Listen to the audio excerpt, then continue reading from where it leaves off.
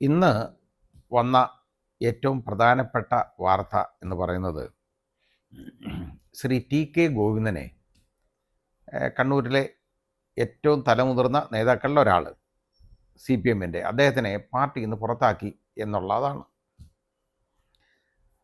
അപ്പോൾ അതിനെന്താണ് കാരണം എന്ന് ചോദിച്ചു കഴിഞ്ഞാൽ, ശ്രീ ടി കെ ഗോവിന്ദന്, സഖാവെന്ന് വിളിക്കുന്നത് ശരിയല്ലല്ലോ, ഇനിയിപ്പോൾ സഖാവല്ല, ശ്രീ ടി കെ ഗോവിന്ദന് അധികാരമോഹമാണ്. വേറെ ആർക്കും ഇല്ല കേട്ടോ അധികാരമോഹം. MV ഗോവിന്ദന് ഒട്ടുമില്ല. MV ഗോവിന്ദൻ്റെ ഭാര്യ ശ്യാമളയ്ക്കാണെങ്കിൽ അധികാരമോഹം വഴിയേ പോയിട്ടില്ല. അപ്പോൾ അങ്ങനെയാണ് വന്നേക്കുന്നത്.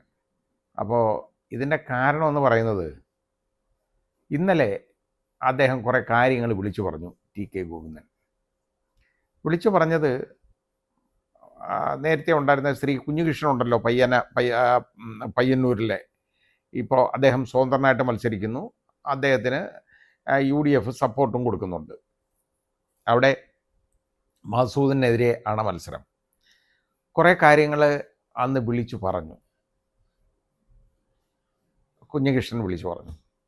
ആ വിളിച്ചു പറഞ്ഞ കാര്യങ്ങളൊക്കെ സത്യമാണെന്നുള്ളത് ഏതാണ്ട് ജനങ്ങൾക്ക് ബോധ്യപ്പെട്ടിട്ടുണ്ട്. മാർക്സിസ്റ്റ് പാർട്ടിയിലെ സഖാക്കൾക്ക് അത് ബോധ്യപ്പെടാൻ സാധ്യത കുറവാണ്.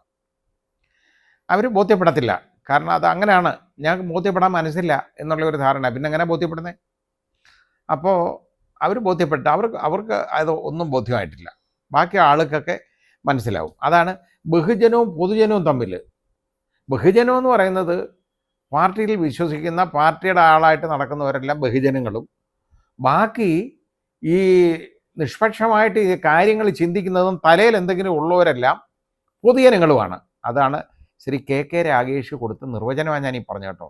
ബഹുജനങ്ങളോട് കണക്ക് പറയും, പൊതുജനങ്ങളോട് കണക്ക് പറയേണ്ട കാര്യം പാർട്ടിക്കില്ല.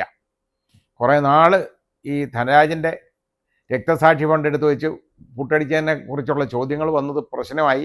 അവസാനം അതിന് കണക്കിപ്പം ഞങ്ങൾ അവതരിപ്പിക്കും. ആദ്യം പറഞ്ഞ് കണക്കൊന്നും അവതരിപ്പിക്കേണ്ട കാര്യമില്ല, ഞങ്ങൾ ഫണ്ട് പിരിക്കും, ഞങ്ങൾ ചിലവാക്കും, അതങ്ങ് കേട്ടോണ്ടാൽ മതി എന്നൊക്കെ പറഞ്ഞു തുടങ്ങി. അത് മോശമായി എന്ന് തോന്നിക്കഴിഞ്ഞപ്പോൾ അവസാനം ഇത് കണക്കൊന്ന് അവതരിപ്പിക്കുമെന്ന് പറഞ്ഞ് ഇന്ന് വരെ അതിനെ കണക്ക് അവതരിപ്പിച്ചിട്ടില്ല. ഇപ്പോൾ പറയുന്നത് എന്താണെന്നറിയാം, കണക്ക് പാർട്ടിയിൽ അവതരിപ്പിച്ചിട്ടുണ്ടെന്നോ. മതിയല്ലോ, കാര്യം ശരിയല്ലേ? അങ്ങനെ ചെയ്താൽ മതി.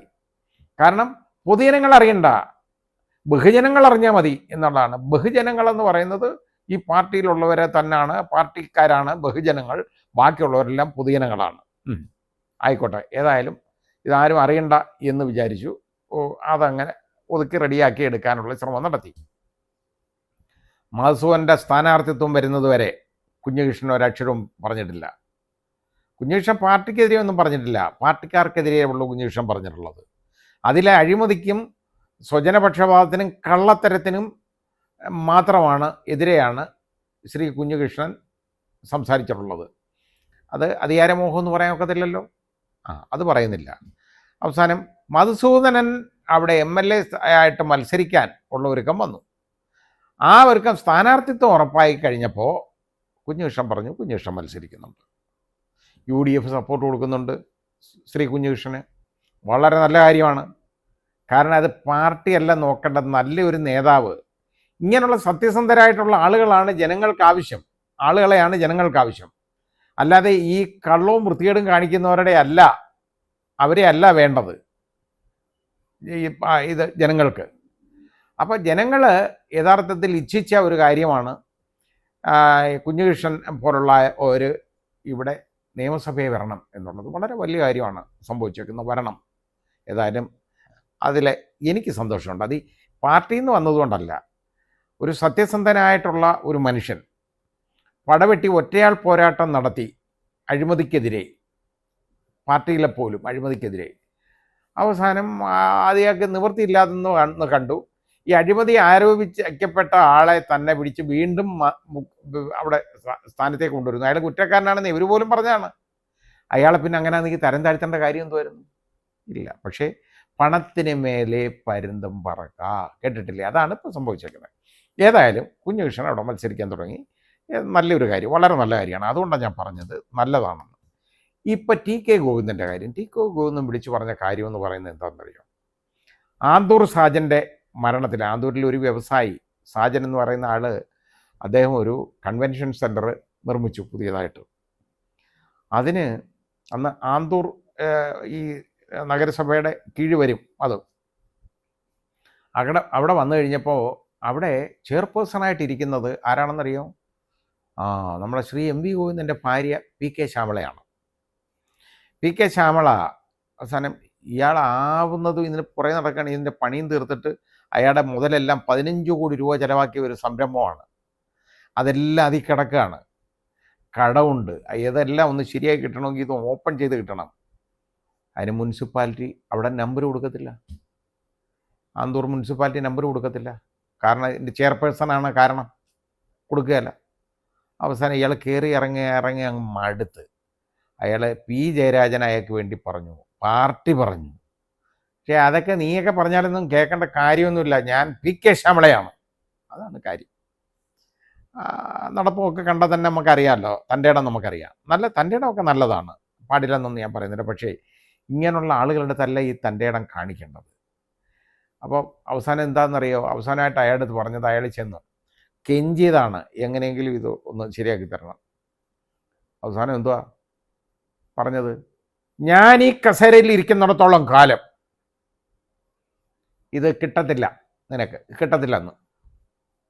അയാൾക്ക് വേറെ മാർഗമില്ല. അയാൾ പോയി അന്ന് ആത്മഹത്യ മരിച്ചു, ആത്മഹത്യ ചെയ്തു.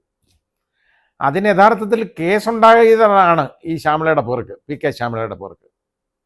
പക്ഷേ ആ ഫയൽ വരെ പൂഴ്ത്തി അതിൻ്റെ ആ റെക്കോർഡുകളെല്ലാം മുനിസിപ്പാലിറ്റിയിൽ നിന്ന് മാറ്റി ആ ഫയലൊക്കെ പൂഴ്ത്തിയതായിട്ട് പറയപ്പെടുന്നു. ആ പറയുന്നത് അത് വിളിച്ചു പറഞ്ഞത് ടി കെ ഗോവിന്ദൻ തന്നെയാണെന്നല്ലേ.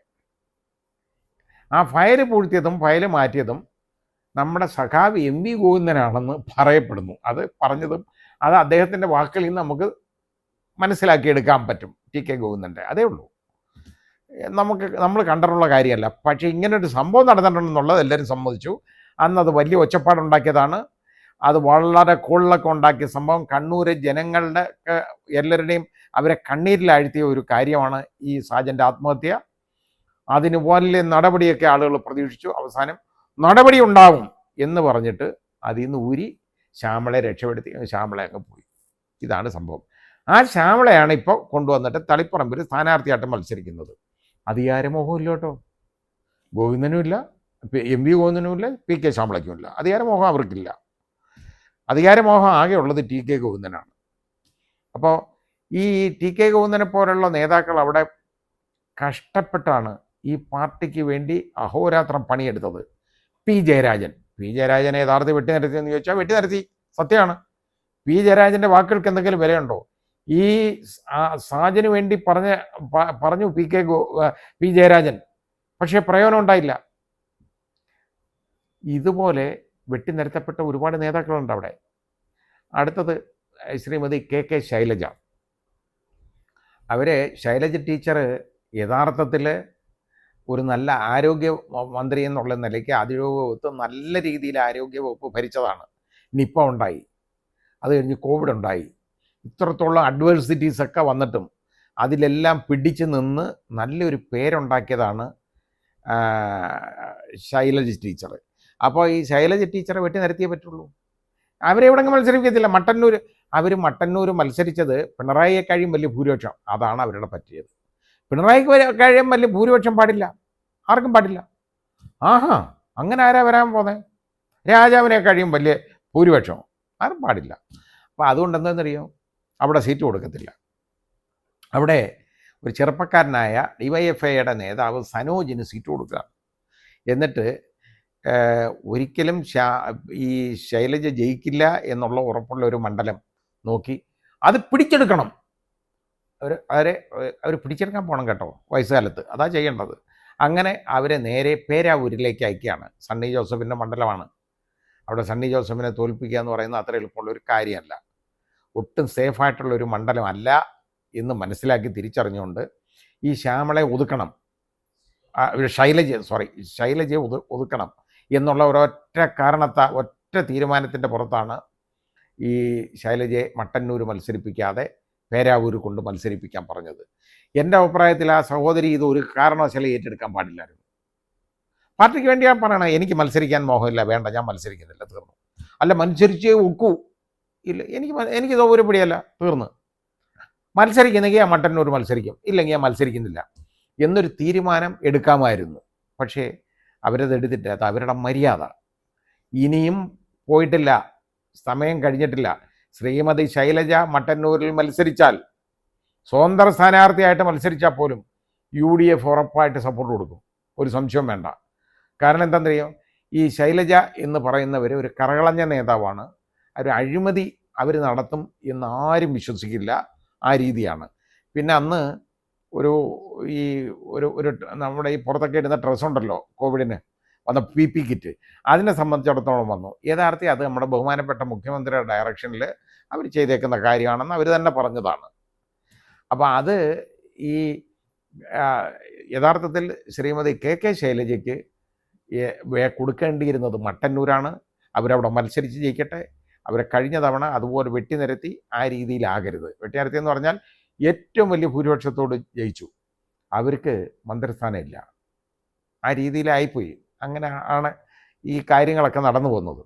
ഇപ്പോൾ നേരത്തെ തന്നെ തളിപ്പറമ്പ് മണ്ഡലത്തിൽ 3 തവണ ജയിച്ചു പോയതാണ് നമ്മുടെ MV ഗോവിന്ദൻ.